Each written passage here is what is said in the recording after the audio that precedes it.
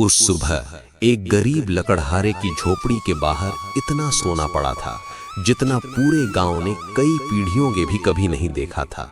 गांव वाले दौड़ते हुए वहां पहुंचे। किसी को विश्वास नहीं हो रहा था कि ये दौलत आखिर आई कहां से। इतना सोना? कहीं राजा का खजाना तो नहीं? लेकिन सबसे ज्यादा हैरान तो खुद सुखराम था। सुखराम बोला, हे भगवान, मैंने तो कभी इतना धन मांगा भी नहीं।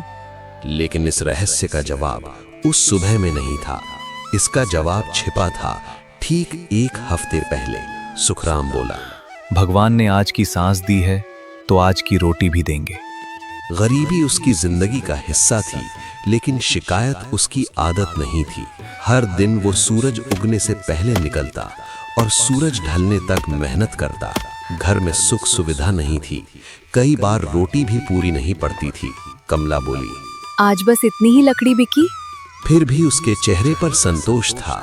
सुखराम बोला, बच्चों को दे दो, मैं बाद में खा लूंगा। फिर एक दिन उसकी साधारण जिंदगी में एक अनजान मेहमान आया। व्यापारी बोला, भाई, क्या आसपास रात बिताने की कोई जगह है? सुखराम के पास देने को कुछ नहीं था सिवाय अपने घर के दरवाजे के। सुखराम बोला, मेरी झोपड़ी छोटी है, लेकिन अगर आपको आपत्ति न हो तो आपका स्वागत है। धन्यवाद स्वीकार है। उस रात सुखराम ने अपने हिस्से की आधी रोटी भी मेहमान को दे दी। कमला बोली, कल बच्चों के लिए क्या बचेगा? कल का इंतजाम कल हो जाएगा। व्यापारी उसी गांव में कुछ दिनों के लिए रुका रहा। वो रोज किसी न किसी बहाने सुखराम के बारे में पूछता। एक गांव वाला बोला, गरीब है लेकिन झूठ कभी नहीं बोलता।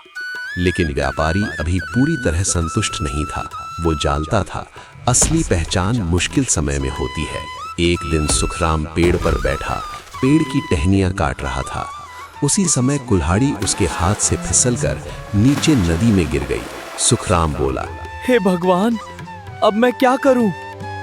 वही पुरानी कुल्हाड़ी उसके परिवार की रोजी रोटी थी। सुखराम बोला, हे भगवान, अब मैं अपने परिवार का पेट कैसे भरूंगा? तभी वो व्यापारी नदी में उतर गया। माधवदास बोला, क्या यही तुम्हारी कुल्हाड़ी है? कुल्हाड़ी सोने की थी।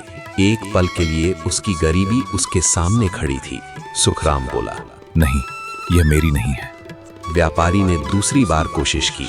माधवदास बोला, तो क्या यह तुम्हारी है? इस बार कुल्हाड़ी चांदी की थी, लेकिन इस बार भी उसका जवाब नहीं बदला। सुखराम बोला, नहीं, यह भी मेरी नहीं है। तीसरी बार पानी से वही पुरानी लोहे की कुल्हाड़ी बाहर आई। माधवदास बोला, क्या यह तुम्हारी है? इस बार उसकी आंखों में चमक आ गई। सुखराम बोला, हाँ, यही मेरी कुल्हाड़ी है। सच्चाई साबित हो चुकी थी, लेकिन व्यापारी ने आखिरी परीक्षा अभी बाकी रखी थी। माधवदास बोला, अगर तुम कह दो कि तीनों तुम्हारी हैं तो मैं तुम्हें इतना धन दूंगा कि 7 पीढ़ियां बैठकर खाएंगी। उसके सामने गरीबी थी, परिवार की जरूरतें थीं, और दूसरी ओर था ऐसा धन जो उसकी पूरी जिंदगी बदल सकता था। फिर उसने फैसला किया, ऐसा फैसला जिसने उसकी जिंदगी बदल दी। सुखराम बोला, गरीबी से बड़ा दुख नहीं होता, लेकिन झूठ बोलकर जीना उससे भी बड़ा दुख है। उसने दौलत से ज्यादा अपने बच्चों के सामने सिर ऊंचा रखना चुना।